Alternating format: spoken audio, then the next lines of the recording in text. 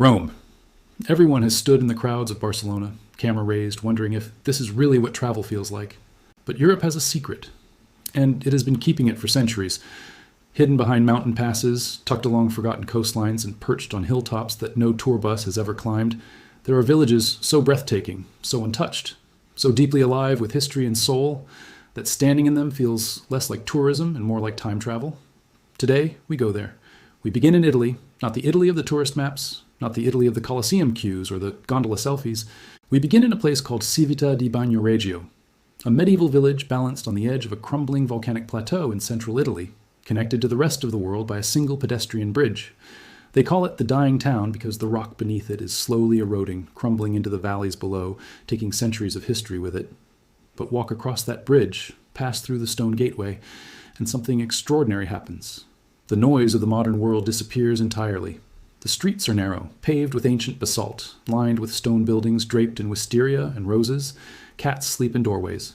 Old women tend their window boxes. Time here does not move the way it does anywhere else. Civita di Bagnoregio is not dying. It is simply refusing to be rushed.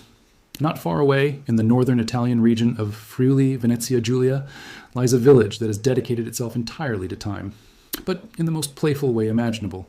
Pesariis is known throughout Italy as the clock village. As you walk its alpine lanes, you encounter timepieces everywhere, not inside shops, but outside, integrated into the village itself. Sundials on walls, kinetic sculptures in squares, massive mechanical clocks mounted on stone facades. There are over 50 of them scattered through the village, each one unique, each one handcrafted, each one ticking with a different kind of poetry. Almost no tourists find this place. On the days I visited, the streets were empty, except for the sounds of mechanisms turning and mountain air moving through pine trees. This is what Europe looks like when you step just slightly off the edge of the map. Moving into Tuscany, where every hill seems to promise something beautiful, the village of Casole d'Elsa sits quietly above the rolling countryside, largely overlooked by the visitors who rush between Florence and Siena. But the people who live here do not seem to mind. Life in Casole d'Elsa moves at a pace determined by seasons, not schedules. In the morning, the piazza fills gently with neighbors exchanging greetings. By afternoon, children are chasing each other past medieval walls as their parents sit with coffee and conversation. The views from the village edge stretch for kilometers in every direction.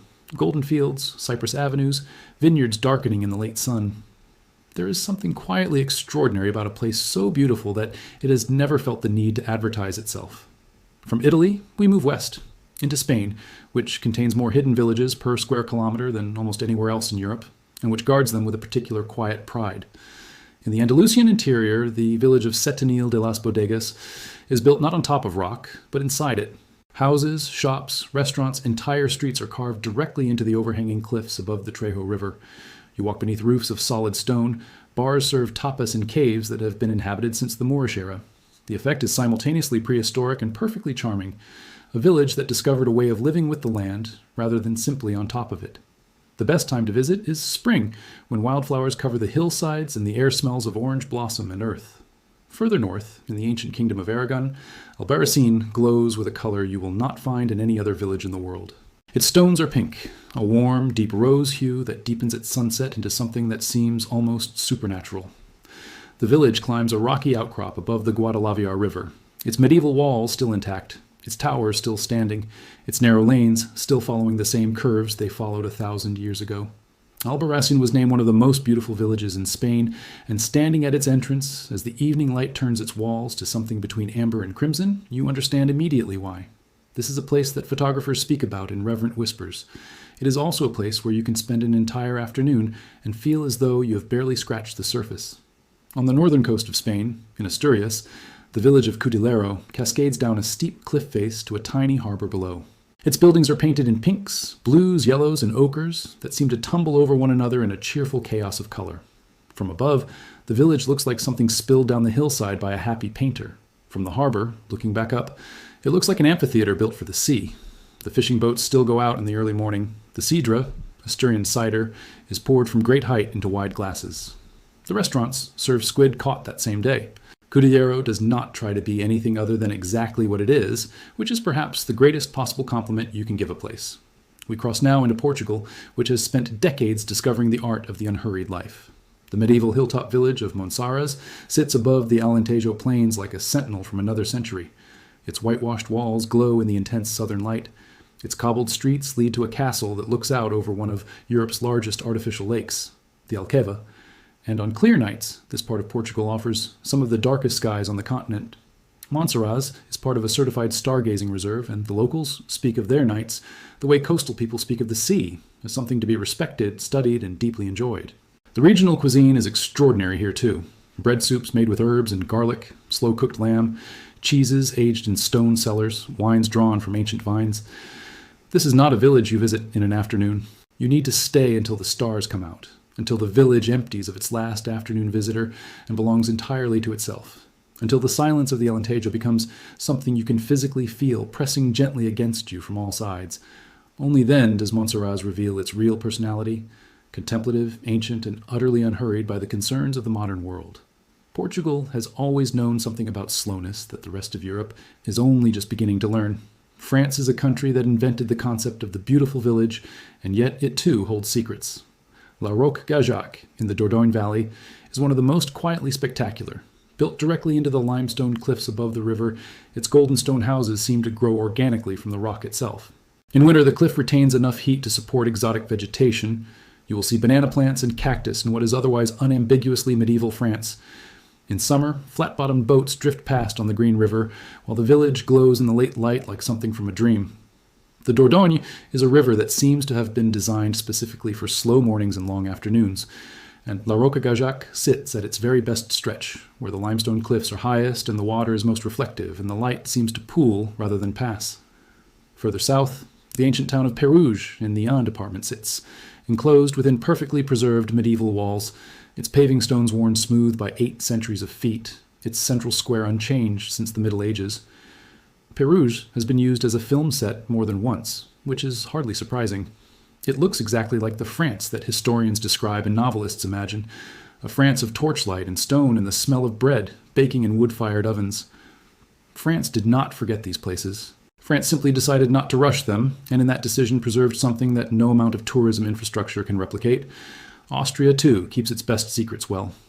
While the world has discovered Hallstatt, and in discovering it, rather overwhelmed it, the village of St. Gilgen on the Wolfgangsee remains calm and deeply lovely. Mozart's mother was born here.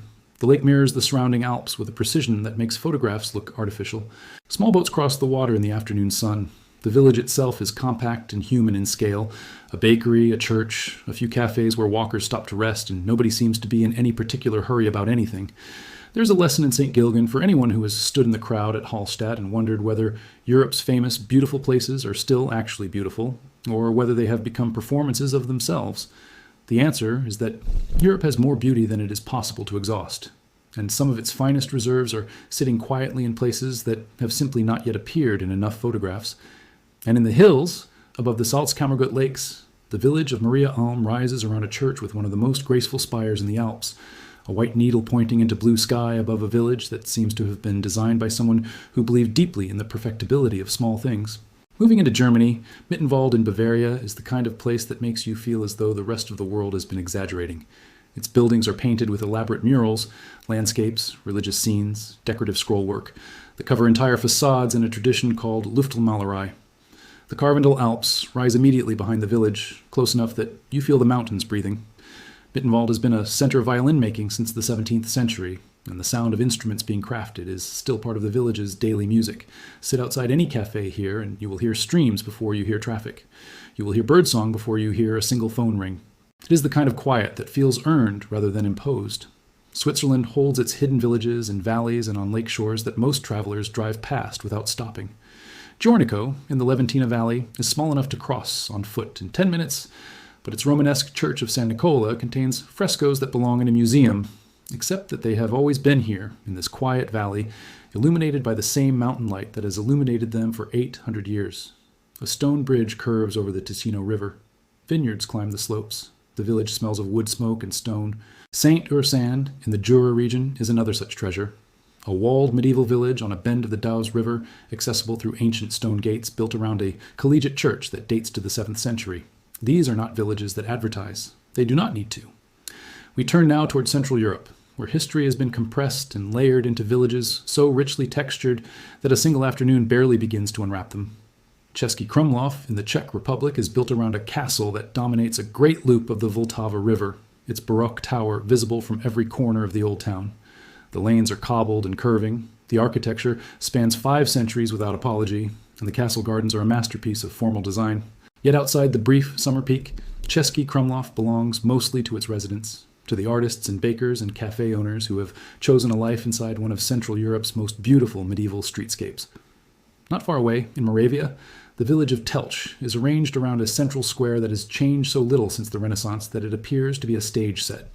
Its pastel-colored facades, pink, yellow, cream, terracotta, line a long rectangular piazza that was the result of a 16th century rebuild after a devastating fire. The nobleman who rebuilt it had traveled in Italy and wanted his town to reflect the elegance of what he had seen. He succeeded magnificently.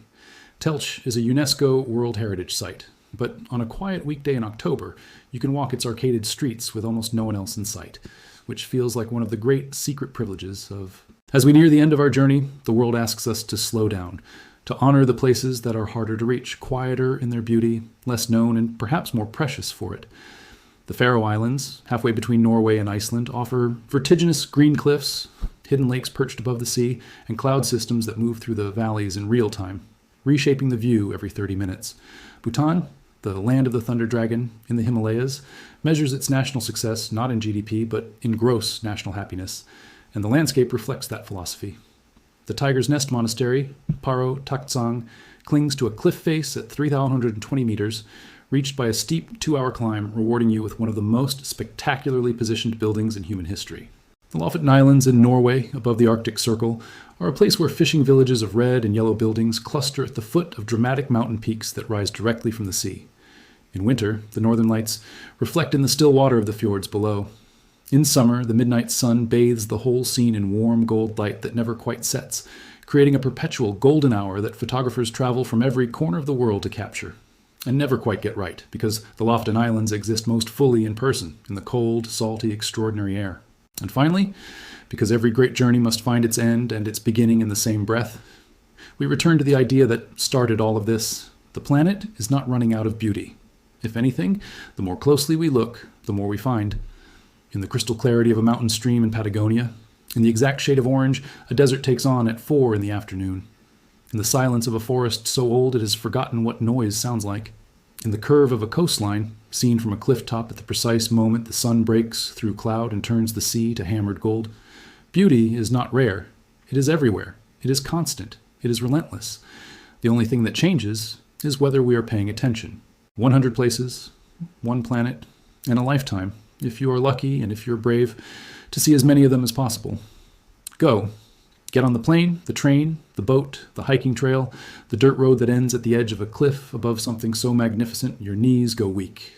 Go see what this world looks like up close, in person, in real air and real light and real time. Because the photographs are beautiful, the videos are stunning, but the real thing will change you. It will expand something inside you that you didn't know was waiting to be expanded. It will remind you, in the most direct and undeniable way, that being alive on this particular planet is extraordinary, and that the Earth, our Earth, is still, after everything, the most beautiful place in the universe. The Amalfi Coast of southern Italy is where the Mediterranean decides to show off. Dramatic limestone cliffs plunge directly into the sea, and clinging to every available ledge and crevice are villages, Positano, Ravello, Amalfi itself, painted in terracotta, ochre, and white, their church domes gleaming in the sun. Lemon trees grow on terraced slopes above the water. Small fishing boats bob in harbors carved from the cliff base. The drive along the coast road is one of the most terrifying and most beautiful drives in Europe. Narrow, winding, dropping away on one side into the sea, rising on the other into vertical rock. And every corner reveals a view so perfectly composed it seems designed rather than found.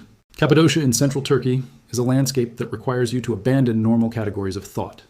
Millions of years of volcanic eruption, followed by millions of years of wind and water erosion, created a terrain of fairy chimneys, tall, narrow rock formations capped with darker stone that dot the valleys in their thousands.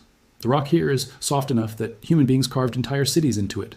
Cave dwellings, underground towns, churches with frescoes still vivid after 1,000 years.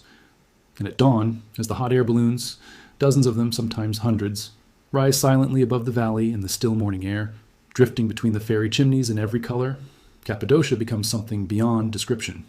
It becomes something that belongs, without argument, to the category of wonder.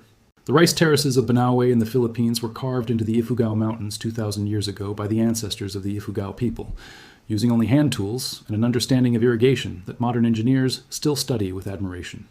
They stretch across the mountain slopes in graceful curved steps, emerald green in the growing season, golden at harvest, and are known as the eighth wonder of the world. Standing above them at first light, watching the mist clear from the terraces as the sun climbs, you are looking at 2,000 years of human effort to make land beautiful and productive at once, one of the most moving landscapes on Earth. The Dead Sea sits 430 meters below sea level, the lowest point on Earth's surface, and its extraordinary salinity means you cannot sink. You float on your back while the mountains of Jordan glow pink on the far shore. The horizon shimmers in a heat haze that makes the entire scene feel slightly unreal, like the planet offering you a gift you did not ask for but will never forget.